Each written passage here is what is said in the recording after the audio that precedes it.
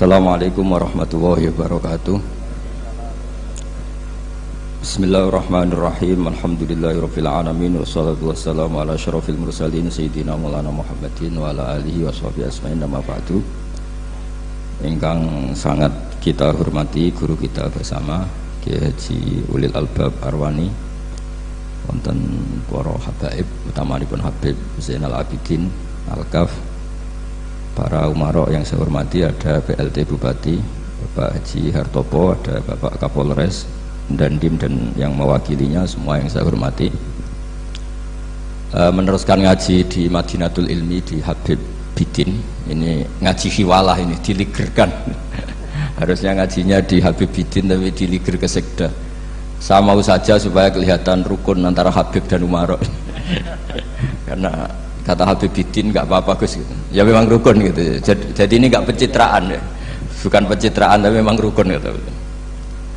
Seperti yang dikatakan Kiai Haji Ulil Albab tadi, atau yang biasa kita sapa Gus Bab, bahwa jihad itu dari kata jahada yujahidu mujahadatan.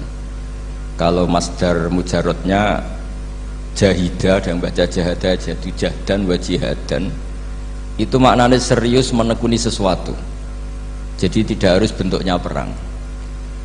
Tapi Islam juga jangan anti perang, karena andaikan Islam itu tidak punya konsep perang, itu juga kita bingung saat kita dijajah Belanda. Jadi sesuatu itu pasti akan ada momennya, ada pembenarnya. Disebut kalau dalam fikih muqtadul hal. Saya masih ingat beberapa cerita lesan. Dulu perang itu harusnya 7 November. Bung Tomo datang ke Mbah Hashim, tapi kata Mbah Hashim jangan, katanya Kiai bagian nyeblokno pesawat urung teko. Walhasil nunggu Ki Abbas dari Buntet, Pak Kapolres, itu doanya spesial untuk menjatuhkan apa? Pesawat ya.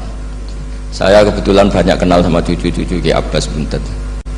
Tanggal 10 datang, terus perang dimulai, dan itu menjadi perang bersejarah karena jenderal dari Belanda ya, dari Inggris ya, itu sampai meninggal.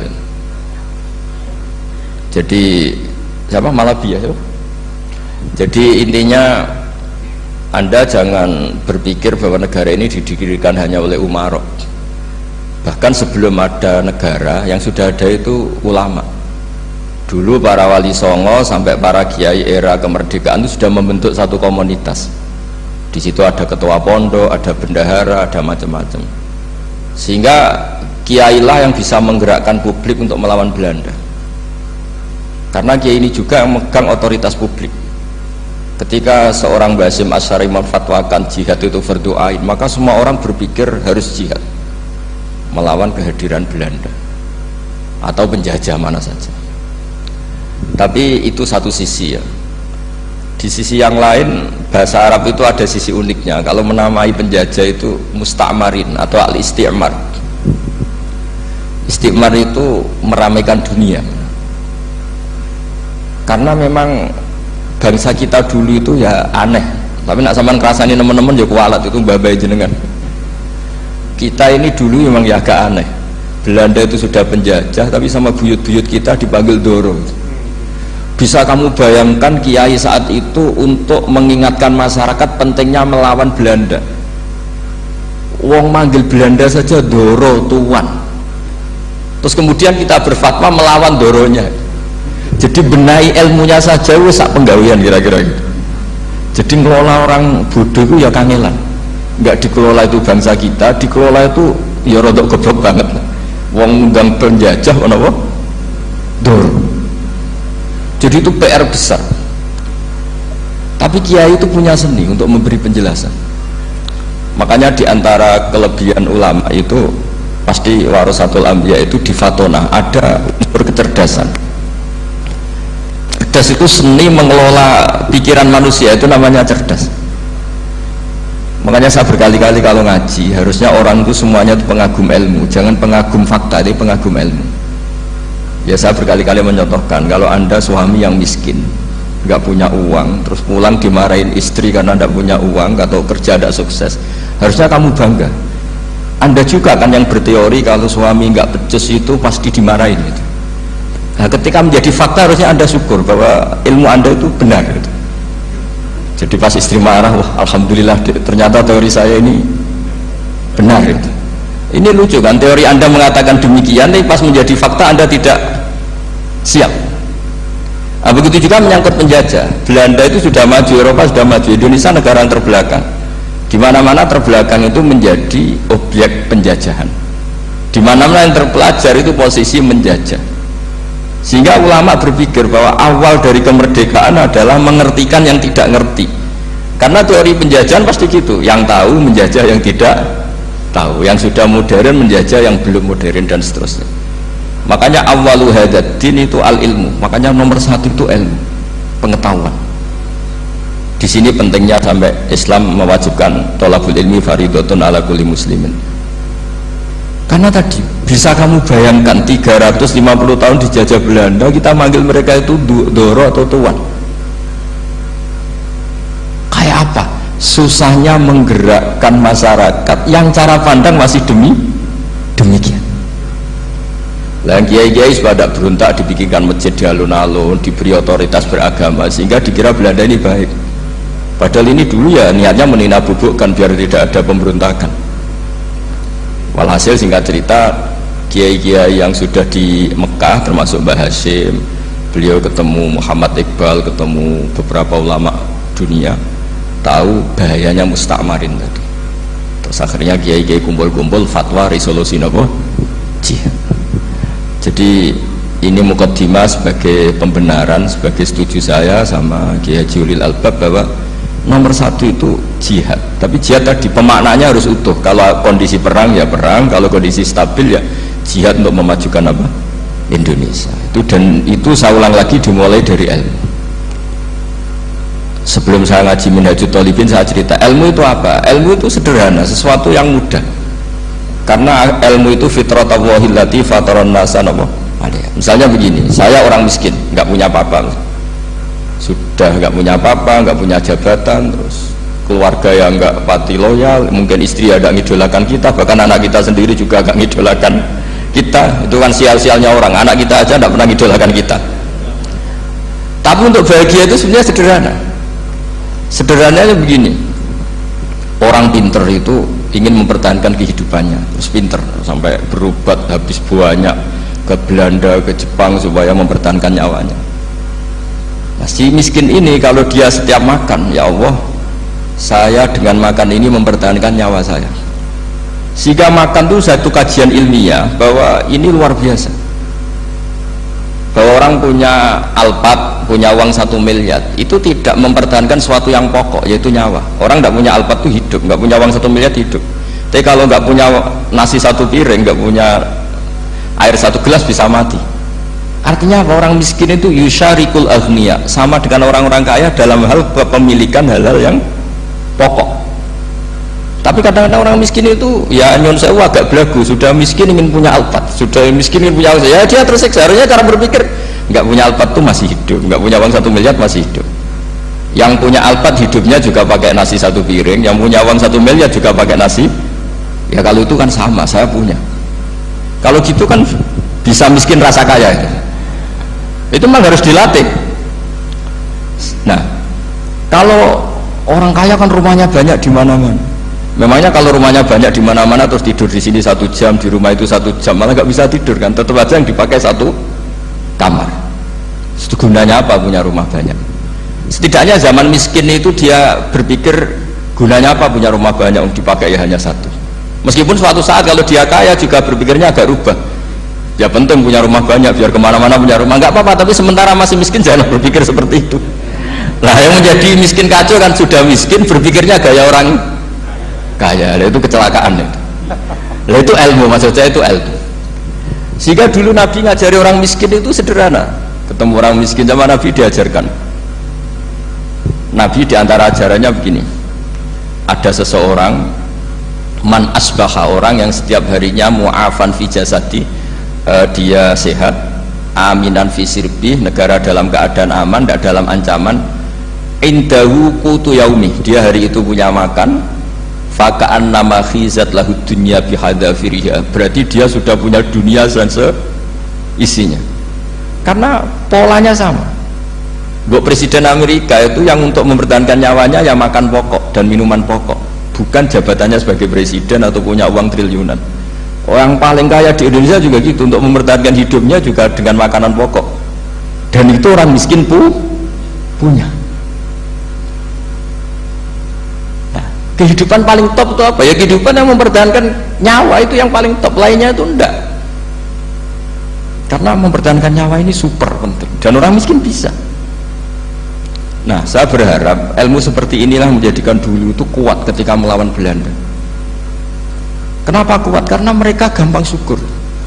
Barokahnya gampang syukur itu selesai dengan dirinya sendiri. Kalau bahasa intelektualnya itu, orang kalau sudah selesai dengan dirinya sendiri bisa berpikir memanfaati pada orang lain. Nah, dulu orang-orang miskin ketika era sahabat, termasuk era para ulama yang mendidik para umatnya, itu selesai dengan dirinya sendiri. Nah sekarang banyak orang miskin juga termasuk orang kaya, bahkan belum selesai dengan dirinya. Wah itu angel, ngajak jihad angel, karena dengan dirinya saja belum selesai. Maka masyhur itu kan ketika perang Tabuk, ada orang datang, kira-kira kalau Indonesia pakai beras 4 kilo, ya Rasulullah yang 2 kilo tak kasihkan keluarga kami supaya bisa makan, yang 2 kilo tak kasihkan jenengan untuk biaya perang. Perang Tabuk itu perang tersulit, disebut perang Dhatil Usra. Sekarang hitung saja, ini coba dihitung, mungkin yang bagian kasir tahu, kalau 2 kilo kali 3.000, umat Islam pas itu sekitar hampir 3.000 itu sudah 6.000 kilo. 6.000 kilo itu artinya apa? Orang miskin ketika perang membiayai dirinya sendiri, itu satu. Kedua, dengan mental memberi, orang ini tidak tamak. Barokahnya tidak tamak, tidak nyalahkan yang kaya. Efek dari itu apa ketika perang Tabuk? Sumbangan dari Sayyidina Utsman yang jumlahnya besar sekali, yaitu diantaranya 1.000 dinar. 1 dinar kira-kira 4,25 gram, berarti sekitar 4.000 gram. Itu bisa diberikan alat perang. Sumbangan dari Abu Bakar juga bisa dipakai beli kuda untuk perang. Nah bayangkan kalau kebutuhan orang miskin ini untuk makan itu nggak mau urun, wah usaha miskin nggak perlu urun, nah usaha miskin dipakai alasan terus, maka jumlah 3.000 ini akan mengurangi anggaran untuk belanja peralatan perang, karena untuk konsumsi orang miskin. Udah gitu kadang mangane tanduk itu kan repot, wes miskin mangane tanduk nak antri mo kan ribet. Artinya apa? Perang ini tidak fokus karena ngurusi konsumsi untuk orang-orang miskin. Nah, dulu zaman Nabi orang miskin pun semuanya heroik, mereka dibantu gak mau, ininya bantu, sampai dicibir sama orang munafik. Apa gunanya sedekah 2 kilo, wong perang ini perang besar antar negara, pas itu mau perang melawan Romawi, sampai orang munafik bilang alladzina almizuna almuqtawiina minal mu'minina fis sadaqati walladzina la yajiduna illa juhdahum faskharuna minhum. Orang-orang munafik digambarkan Allah orang-orang yang mencibir sedekah kecil. Wong untuk perang besar kok sedekahnya hanya 2 kilo, tapi yang mahal bukan 2 kilonya. Kalau ada 1 juta orang miskin menyumbang negara 20.000, itu artinya apa? Kita punya rakyat yang inginnya hubungannya dengan negara memberi. Tapi coba kalau kita 2 juta rakyat yang inginnya dari negara mendapat, pegawainya demo ya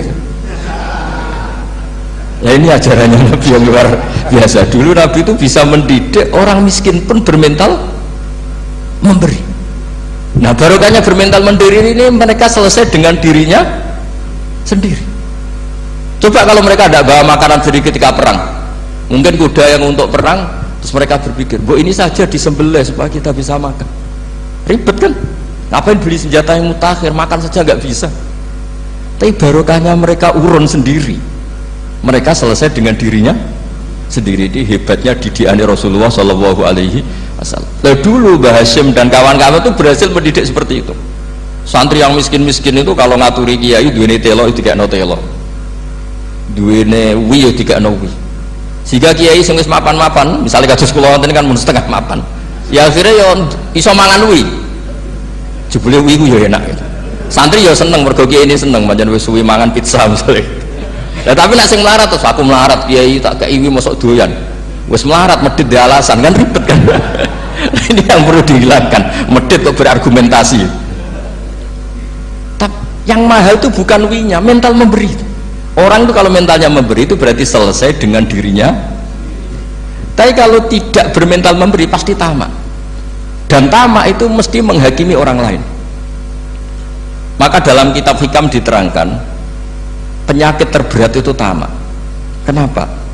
Karena orang pikir itu tidak ada kata-kata kitab hikam, bukan kata saya. Yang ada itu tamak.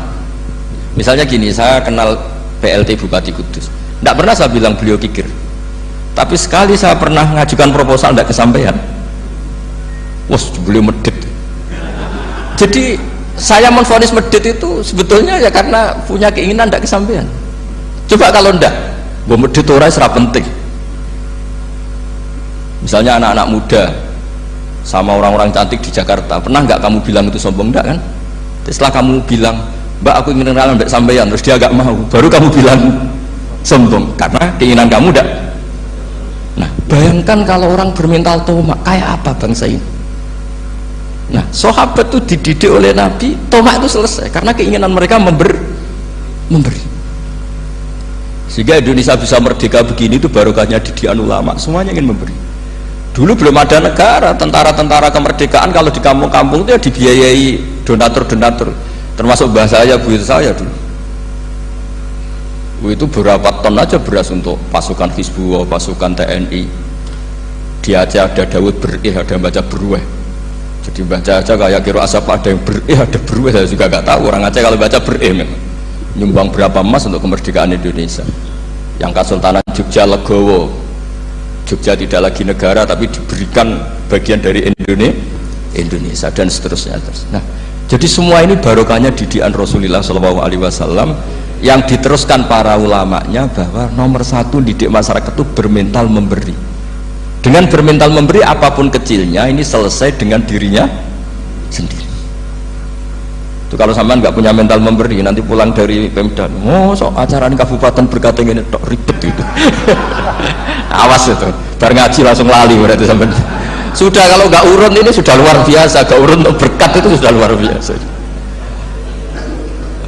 Jadi itu yang makanya Nabi itu Quran dimulai wa mimma razaqnahum apa? Yunfikun. Quran mengajarkan bermental memberi, yunfikun. Nabi berkali-kali ngulang al yadul ulya khairum al yadis sufla. Dan memberi itu tidak harus nunggu kaya. Gambarannya Quran tentang orang baik itu gimana? Alladzina yunfikuna fis sarra wadharra. Bukan fis sarra saja, ketika wadharra juga.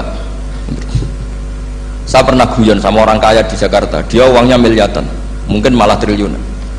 Guyon sama saya, Gus saya ini sudah sekian bangun masjid di mana-mana. Saya ini berarti hebat. Enggak, kata saya.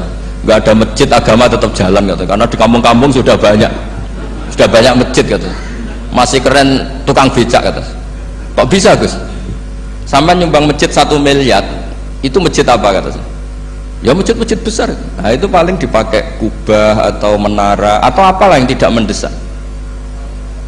Tapi kalau orang miskin ngutangi orang miskin itu kalau nggak utang hari itu nggak makan. Kan nggak mungkin tukang becak ke utang ada bank atau orang kaya raya, kan kenal saja enggak. Mesti orang miskin utangnya sama orang miskin. Saya kalau orang kaya utang Habibidin mesti mau beli Innova karena level orang elit, jadi utangnya itu beli Innova, aksesoris Innova seri terbaru. Tapi kalau orang miskin sama orang miskin utangnya itu beras untuk nyawa ya. Artinya apa? Kalau saya diutangi Habibidin untuk beli Innova itu ganjarannya itu sekunder, tapi kalau sesama orang miskin itu ganjarannya primer. Keren mana hutang-hutangannya orang miskin sama orang kaya? Satu menyelamatkan nyawa, satu menyelamatkan citra. Dia baru sadar, ternyata orang miskin lebih hebat ketimbang saya, lebih hebat, tapi tidak usah ditiru kata saya. Cuma dia menjadi tidak sombong sekian miliar yang disumbangkan ke masjid karena dia menjadi tahu ternyata itu tidak bangga. Nah kecuali masjid-masjid yang kamu nyumbang memang masjid perintis di daerah-daerah yang belum ada masjid. Kalau masjid-masjid besar itu kan kadang kebutuhannya sudah selera, bukan pokok. Nah saya ini cerita ya, jadi supaya orang tahu lah. Zaman Nabi itu orang sudah selesai semua dengan dirinya sendiri. Jadi maksud saya Islam nggak apa-apa tanpa masjid, itu masjid yang sudah sifatnya selera. Indonesia kan masjid sudah sifatnya selera semua. Yang dikatakan masjid pokok kan yang dipakai sholat bisa, dipakai alat sesuci bisa. Tapi kalau sudah selera ya pondasinya harus begini, lampunya harus dari kristal, terus kubahnya itu sudah selera. Nah rata-rata sumbangan yang miliatan itu kan sudah ke selera. Sementara orang miskin utang-utangan sama orang miskin untuk menyelamatkan apa coba? nyawa. Artinya para orang miskin jangan kecil hati, wah saya sedekah hanya 2 kilo, tapi 2 kilo nyawa, dan itu pahalanya luar. Nah ini ilmu asal saja. Nah kiai itu berhasil seperti itu, sehingga orang-orang miskin dulu tuh ngurmat tentara itu ya nganggo